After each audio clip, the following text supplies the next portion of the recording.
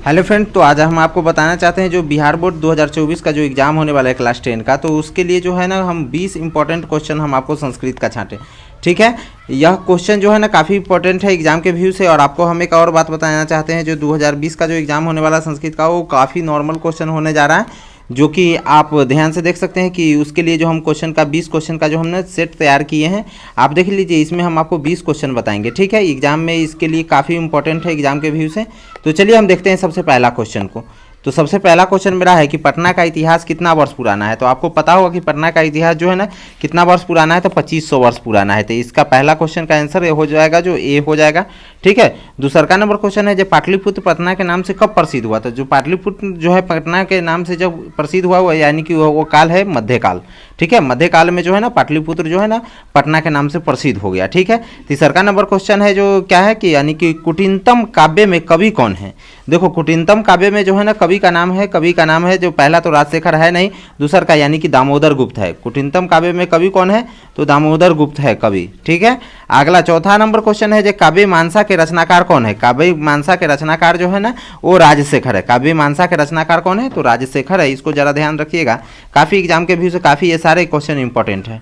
ठीक है, अब हम 5वें नंबर क्वेश्चन की ओर आ जाते हैं। अल्लाह साला में आग लगने पर भी कितने लोग नहीं भागे। तो आप लोग जानते होइएगा कि अल्लाह साला में आग लगने पर भी कितने लोग नहीं भागे थे, 4 लोग नहीं भागे थे। ठीक है, अल्लाह साला में 4 लोग आग लगने पर भी नहीं भागे थे, क्योंकि ये चारों मतलब वास्तव में आलसी थे। ठीक है, अगला क्वेश्चन जो है, बनावटी आलसी दिखाकर कौन भोजन ग्रहण कर रहे थे। बनावटी आलसी दिखाकर कौन भोजन ग्रहण कर रहे थे, तो धूर्त लोग जो थे वो बनावटी आलसी अपन मतलब वेशभूषा बदल करके कि हम आलसी है इसको लेकर के भोजन ग्रहण कर रहे थे। अगला 7 नंबर क्वेश्चन है मेरा कि जो है ना मैथिली कोकिल के नाम से कौन प्रसिद्ध था। मैथिली कोकिल के नाम से जो कवि प्रसिद्ध था वो विद्यापति जी थे।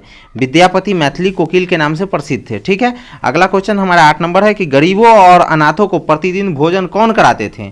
आपको जो है पता होगा कि गरीबों और अनाथों को प्रतिदिन भोजन जो कराते थे वो मंत्री वीरेश्वर थे। ठीक है, मैं मतलब मंत्री वीरेश्वर जो है ना बहुत दानवीर व्यक्ति थे, और वह जो है ना गरीब और अनाथों को प्रतिदिन भोजन कराते थे। उन्हीं का मतलब अलग साला पाठ में है मंत्री वीरेश्वर। ठीक है, तो गरीब और अनाथों को कौन भोजन कराते थे, मंत्री वीरेश्वर। ठीक है, अगला क्वेश्चन हम आ जाते हैं 9 नंबर क्वेश्चन की ओर। सर्व शुक्ला सरस्वती किसे कहा गया है। सर्व शुक्ला सरस्वती किसने कहा है, सॉरी सर्व शुक्ला सरस्वती जो है ना किसने कहा है। तो सर्व शुक्ला सरस्वती जो है ना किसने कहा था, तो दंडी ने कहा था।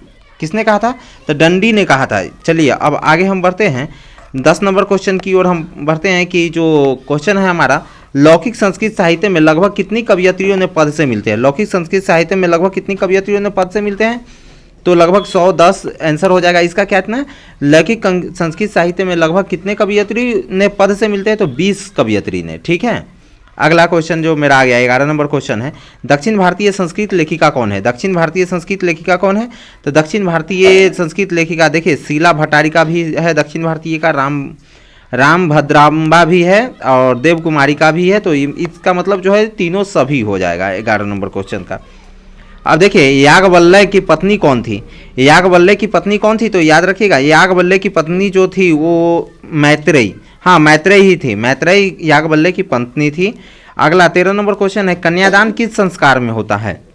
तो आपको पता होगा कन्यादान जो है किस संस्कार में होता है, तो कन्यादान जो है विवाह के समय में कन्यादान होता है। ठीक है, तो विवाह संस्कार में हो गया कन्यादान। ठीक है, आगे बढ़ते हैं। विवाह संस्कार के अंतर्गत क्या नहीं आता है। देखिए विवाह संस्कार के अंतर्गत क्या नहीं आता है। विवाह संस्कार के समय यहाँ पे सबसे पहला सिंदूर दान तो आता ही है।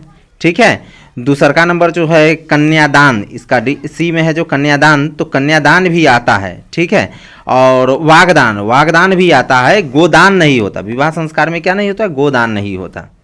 ठीक है, क्योंकि उस वक्त में जो दान होता है वो क्या चीज़, कन्यादान होता है। ठीक है, तो इसीलिए गोदान नहीं किया जाता है। अंतिम शिक्षा संस्कार का नाम क्या है।